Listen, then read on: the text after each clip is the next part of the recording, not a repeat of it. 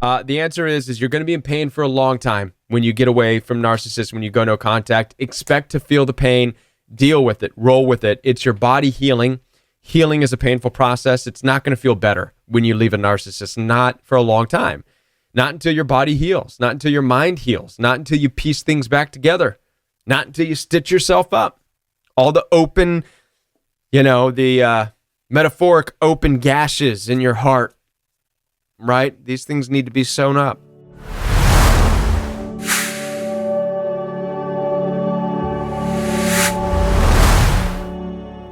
Catherine D says, how do you stop the ruminations of abuse from narcissists? Been in no contact for 2 years. My mind doesn't stop. Yeah, so Catherine, I just put out a video not long ago, where I was on a lake. In fact, I think it was the last video before today's, or 2 days ago. And the video is about moving far away from narcissists, right? What's it really like to move far away from narcissists? Does it make you better? And one of the first things I address in that video is that moving far away, you can move states away. You can move another planet away from a narcissistically abusive person. And what you're going to find out, and this is the truth for me as well, is that once you feel safe, like distance-wise from the narcissist, it's like all of a sudden your body and your mind just takes a crap on you. And it dumps out all of the anger and the hurt and the frustration. And it's like, it's almost as bad, if not worse, than dealing with the abuse. Okay? I'm going to say this again because it's bold to say this, but I believe it's honest. When you break free and go no contact from an abusive relationship where you're experiencing trauma, narcissistic abuse, when your body finally feels safe, it's actually going to go into a different battle that is just as bad or worse than being with the narcissist, okay?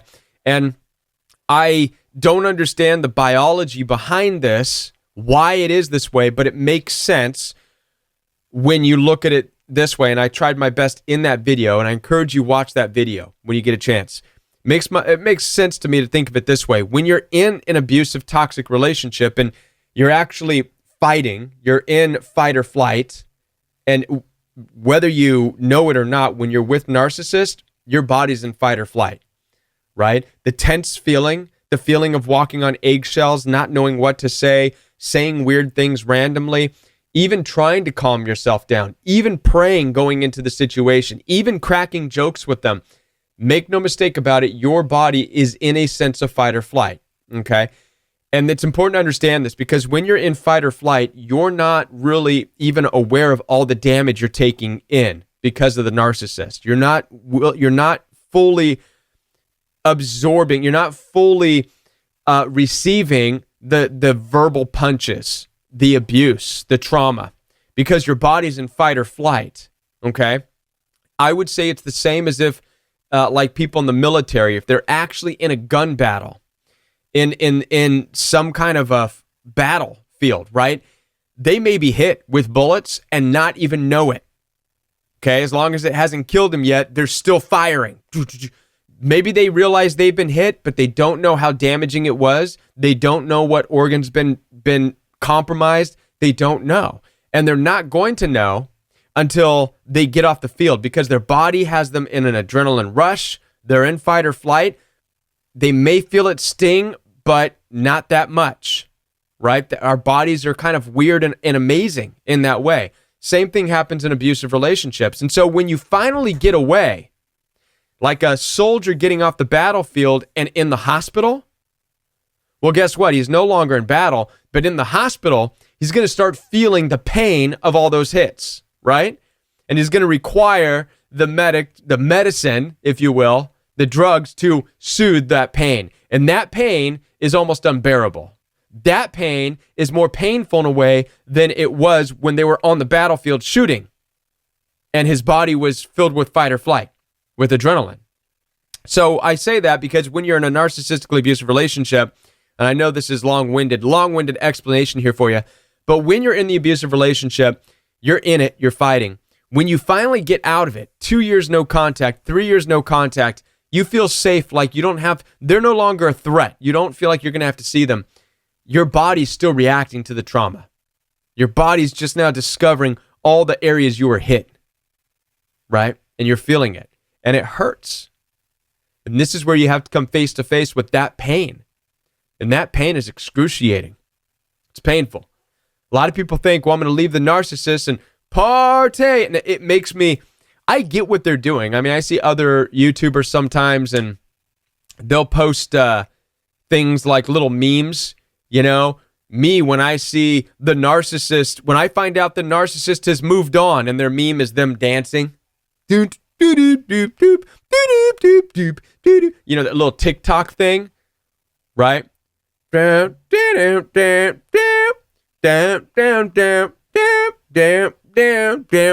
I get what they're doing. They're like, yes, I'm away from the narcissist. But I'm here to tell you that that's not what it feels like when you leave a narcissist. I'm just going to be honest with you. You're not going to be, I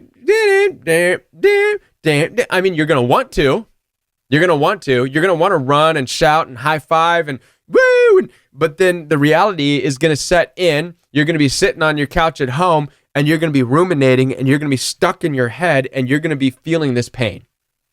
All the things that were said to you, the things that were spoken over you, all of the insults, the jabs, the digs, the demeaning, the devaluing comments, the fact that you gave your body, the fact that you gave what's most precious to you. You gave your time, you gave your energy, and it ended up being a complete waste.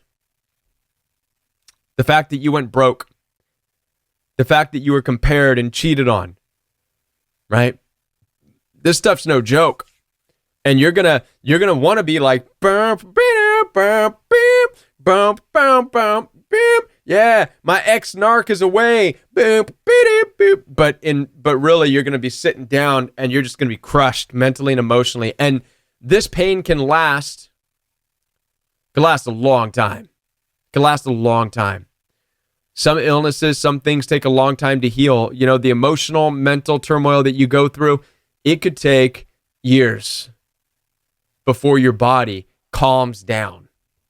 You may experience anxiety attacks. And you're thinking, that's weird. I didn't have anxiety when I was in the abusive relationship, right? And again, your body wouldn't allow you to have anxiety attacks that much because you're in fight or flight. I think the body's good at making sure, okay, one thing at a time here. Here, fight or flight, because your life is at stake. Here, all right, we're not in fight or flight anymore, but here's your anxiety attack. What the hell did you go through? That's kind of how your body does it, right? Your body starts to punish you, wants to slap you around. What did you do to me? Why were you with that person? What were you hanging out with those people for? Why didn't you get it early on? And you're just going to be slammed with all this stuff, right? So these are important concepts. I know it was a long-winded way of answering your question. How long does the ruminating thoughts last? Why don't they go away? I probably didn't even really answer you. I just gave you a long story, a bunch of mumbo-jumbo there. So what I'm going to do is answer you real simply, like I'm trying to learn how to do. The answer is you're going to be in pain for a long time when you get away from narcissists, when you go no contact. Expect to feel the pain. Deal with it. Roll with it. It's your body healing. Healing is a painful process. It's not going to feel better when you leave a narcissist, not for a long time. Not until your body heals, not until your mind heals, not until you piece things back together, not until you stitch yourself up. All the open, the metaphoric open gashes in your heart, right? These things need to be sewn up. It takes a long time to do that. Give yourself patience.